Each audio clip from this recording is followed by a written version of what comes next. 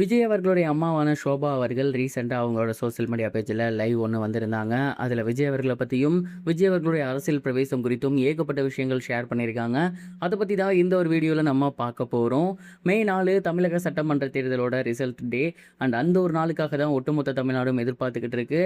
இந்த முறை எல்லாரும் ஆவலா எதிர்பார்க்கிறதுக்கு மிக முக்கிய காரணம் என்ன அப்படின்னா, தளபதி விஜய் ஆரம்பிச்சிருந்த தமிழக வெற்றி கழகம் கட்சி சார்பில 233 தொகுதியிலையும் போட்டி போட்டிருக்காங்க.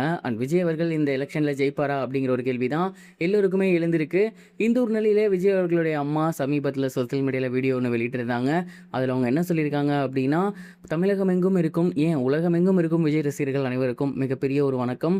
நடந்து முடிஞ்ச சட்டமன்ற தேர்தலில் நீங்கள் எல்லாருமே அவ்வளோ அன்பாக விஜய்க்கு சப்போர்ட் பண்ணியிருந்தீங்க.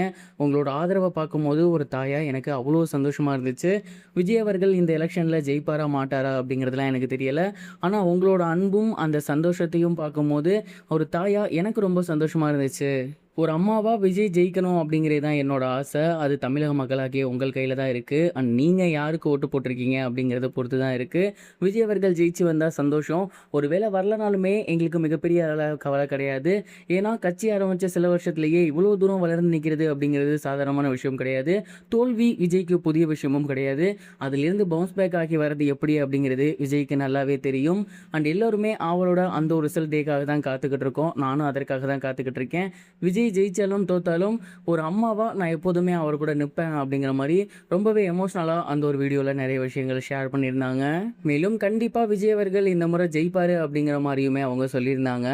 50லேருந்து ஒரு 80 தொகுதி விஜய் ஜெயிப்பாருங்கிற மாதிரியும் சொல்லியிருந்தாங்க.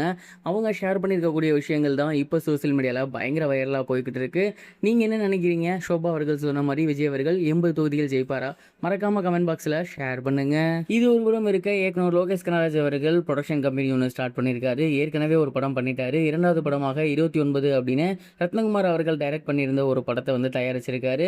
இந்த ஒரு படத்தோட ப்ரெஸ் மீட் அப்போ லோகேஷ் கனகராஜ் அவர்கள் நிறைய விஷயங்கள் ஷேர் பண்ணியிருந்தாரு. குறிப்பாக அவர் என்ன சொல்லியிருந்தாரு அப்படின்னா, நான் ப்ரொடக்ஷன் கம்பெனி ஸ்டார்ட் பண்ணதுக்கு மிக முக்கியமான காரணம் என்ன அப்படின்னா, நிறைய பேர் வந்து நாங்கள் வந்து சான்ஸ் தேடி அழிஞ்சிருக்கோம். அப்போ வந்து நிறைய பேர் நல்ல கதைகளாக இருந்தாலும் தயாரிக்க முன் வர மாட்டாங்க. அந்த மாதிரி இடத்துல நம்ம இருந்திருக்கோம். அப்படிங்கும் போது நல்ல கதைகள் வந்தால் அவங்களுக்கு நம்ம வந்து வாய்ப்பு கொடுக்கணும், சப்போர்ட் பண்ணணும் அப்படின்னு தோணுச்சு. அதனால தான் நான் ப்ரொடக்ஷன் கம்பெனி ஸ்டார்ட் பண்ணியிருந்தேன். முதல் படம் புது டைரக்டர் வச்சு தான் பண்ணியிருந்தேன். இரண்டாவது படம் என் நண்பனை வச்சு பண்ணியிருக்கேன். கண்டிப்பாக அடுத்தடுத்து ரொம்ப நல்ல படங்களை நான் கொடுப்பேன் அப்படிங்கிற மாதிரி சொல்லியிருந்தாரு. மேலும் இதற்கு இன்ஸ்பிரேஷன் கமல் சார் தான். ஏன்னா அவர் சினிமாவில் வர காசை சினிமாலே போட்டு சினிமா வளர்த்து விட்டார். அதே மாதிரி நானும் பண்ணலான்னு இருக்கேன் அப்படிங்கிற மாதிரி சொல்லியிருந்தாரு.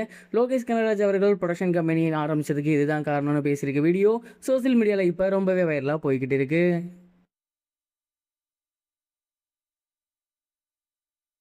இதுவரைக்கும் கனெக்டிங் டிவிக்கு சப்ஸ்கிரைப் பண்ணனா மறக்காமல் சப்ஸ்கிரைப் பண்ணிக்கங்க. உடனடி அப்டேட்ஸ் பெறுவதற்கு நோட்டிஃபிகேஷன் பெல்லையும் கிளிக் பண்ணிக்கங்க.